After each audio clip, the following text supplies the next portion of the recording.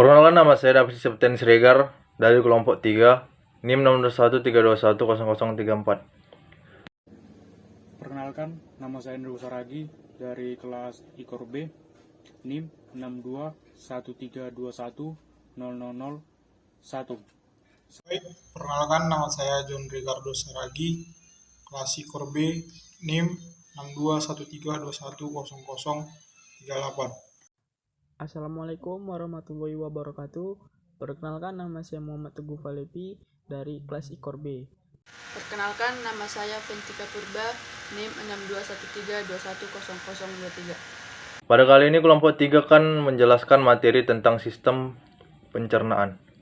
Apa itu sistem pencernaan?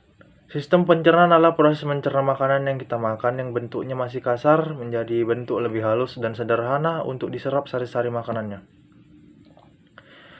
Dalam proses pencernaan, dibutuhkan organ-organ yang terlibat. Organ-organ tersebut terdiri dari 1. Rongga mulut, 2. Kerongkongan atau esofagus, 3. Lambung, 4. Usus halus, 5. Usus besar, 6. Anus. Pertama, rongga mulut. Rongga mulut memiliki beberapa bagian. Bagian-bagian tersebut yang pertama adalah gigi, yang kedua lidah, dan terakhir kelenjar air liur. Di dalam rongga mulut, makanan akan dicerna secara mekanik oleh gigi, lidah, dan kelenjar air liur dengan cara dikunyah dan dihaluskan, agar menjadi potongan-potongan makanan yang lebih halus. Selain dikunyah oleh gigi, pencernaan makanan di rongga mulut dibantu oleh enzim amilase atau petialin yang dihasilkan oleh kelenjar air liur. Enzim amilase atau petialin berfungsi untuk mengubah amilum atau karbohidrat menjadi maltosa atau monosakarida, sehingga makanan yang kita makan akan terasa manis. Saya akan membahas tentang gigi manusia. Gigi manusia itu dalam rongga mulut dikelompokkan menjadi 3 jenis, yaitu gigi seri yang bagian bawah gigi. Terus ada yang namanya gigi taring, yaitu di sekitar ujung gigi. Terus ada yang namanya gigi geraham, yaitu yang paling besar bagian gigi. Selanjutnya gigi seri itu terdapat di bagian depan bawah gigi, yaitu berbentuk pahat, berfungsi untuk memotong makanan. Lalu ada yang namanya gigi taring, yaitu di bagian sini, yaitu berbentuk lancip dan runcing, berfungsi untuk menusuk dan mengoyak makanan. Terus ada yang namanya gigi geraham, berbentuk seperti gerigi, berfungsi untuk menguyak makanan. Gigi geraham yaitu yang ujung-ujung dan yang besar dalam gigi. Pada anak-anak berjumlah 20 buah, terdiri dari 8 buah gigi seri, 4 buah gigi taring, terus 8 buah gigi geraham. Yang kedua yaitu jumlah gigi pada orang dewasa. Gigi pada orang dewasa berjumlah 32, terdiri dari 8 buah gigi seri, 4 buah gigi taring, dan 22 gigi geraham. Lanjut dengan perbedaan gigi anak dan dewasa. Kalau perbedaannya itu, gigi pada anak-anak masih berupa gigi susu, sedangkan pada gigi pada orang dewasa berupa gigi tetap atau permanen. Terus bagian-bagian gigi. Bagian-bagian gigi terdiri dari mahkota gigi yang paling atas, terus leher gigi yang di bawah mahkota, terus akar gigi yaitu yang bagian paling bawah dan lapis, terus ada yang namanya bagian terluar, yaitu mahkota gigi dilapisi oleh email gigi. Baik, saya akan melanjutkan presentasi dari saudara Hendriko Saragi. Esofagus atau yang disebut sebagai kerongkongan, yaitu tempat penyaluran makanan dari mulut ke dalam lambung. Setelah dari rongga mulut, makanan akan masuk ke kerongkongan atau yang disebut esofagus. Di kerongkongan, makanan akan didorong ke dalam lambung oleh kerongkongan melalui gerak peristaltis. Makanan yang dari kerongkongan akan menuju ke lambung karena adanya gerak peristalik pada 2/3 bagian bawah kerongkongan. Gerak peristaltik adalah gerakan mendorong makanan dari kerongkongan ke lambung. Jadi di lambung itu ada bagian-bagian organ. Yang pertama lidah, gigi, kelenjar tubuh, faring, esofagus, hati, pankreas, usus besar, rektum, anus, lambung, dan usus halus. Pada lambung terjadi proses pencernaan makanan secara kimiawi dan mekanik. Yang pertama, pencernaan makanan secara mekanik itu dilakukan oleh otot-otot lambung yang berkontraksi melakukan gerakan meremas atau menggiling makanan sehingga menjadi bentuk yang lunak seperti bubur makanan. Yang kedua itu pencernaan secara kimiawi. Pada lambung dibantu oleh enzim-enzim yang pencernaan yang dihasilkan oleh lambung atau getah lambung.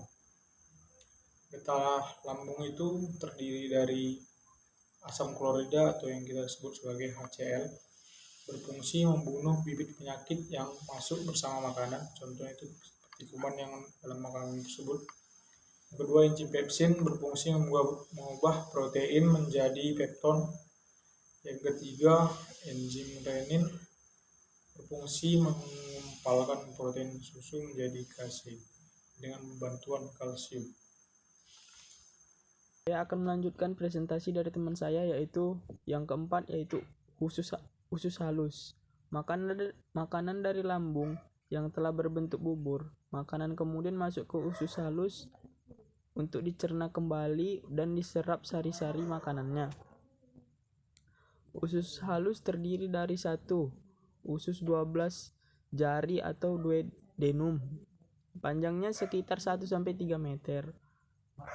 Di dalam usus 12 jari terjadi pencernaan makanan dengan bantuan getah pankreas. Getah pankreas dihasilkan oleh kelenjar pankreas.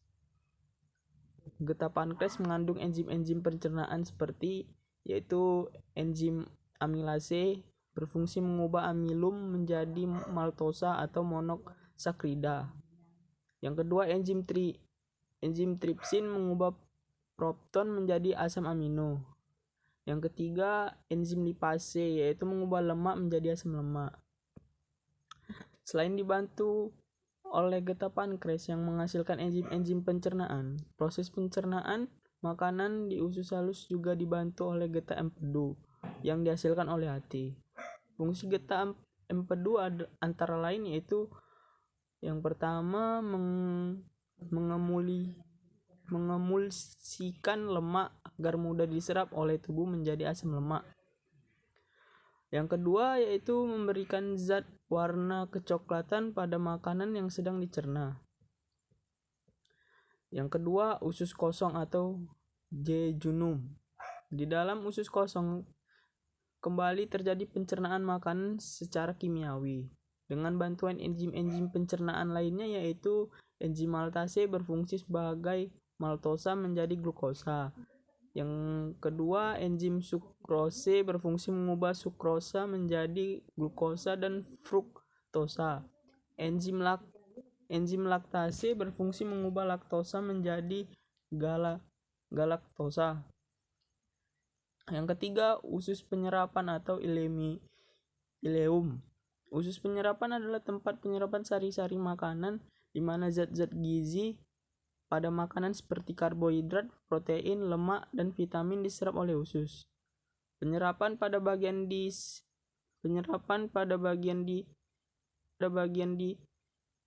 disebut di bagian inilah tempat sari-sari makanan di usus halus diserap. Banyak mengandung pembuluh darah yang berfungsi untuk mengedarkan sari-sari makanan yang telah diserap ke seluruh tubuh melalui darah. Pada ujung usus halus terdapat umbai cacing atau usus bentuk. Kegunaannya sebagai klep penghubung antara usus halus dengan usus besar, agar sisa-sisa makanan yang telah keluar dari usus halus menuju usus besar tidak dapat kembali masuk ke usus halus. 5. Usus besar atau kolon.